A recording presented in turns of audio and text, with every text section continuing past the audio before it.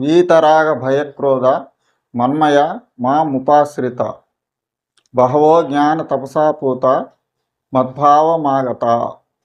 ఇక్కడ వీతరాగ భయక్రోధ అంటే రాగము, భయము, క్రోధము ఈ మూడు వదిలేసేయమని చెప్పి శ్రీకృష్ణ పరమాత్ముడు తెలియజేస్తున్నాడు. భయము అంటే ఏంది? ముఖ్యంగా అందరికీ చనిపోతామని భయం. ఈ భయంలో నుంచి అన్ని రకాల భయాలు వస్తాయి. రాజుకు శత్రువుల వల్ల భయం. ఆహారం బాగా తిందామంటే రోగం వస్తుందని భయం. కాబట్టి ఈ రకంగా అనేక రకమైన భయాలు ఉన్నాయి.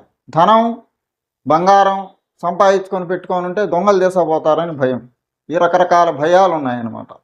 అదేవిధంగా చావు భయం. అన్నిటికంటే ముఖ్యమైనది చావు భయం. చనిపోతామేమో అనే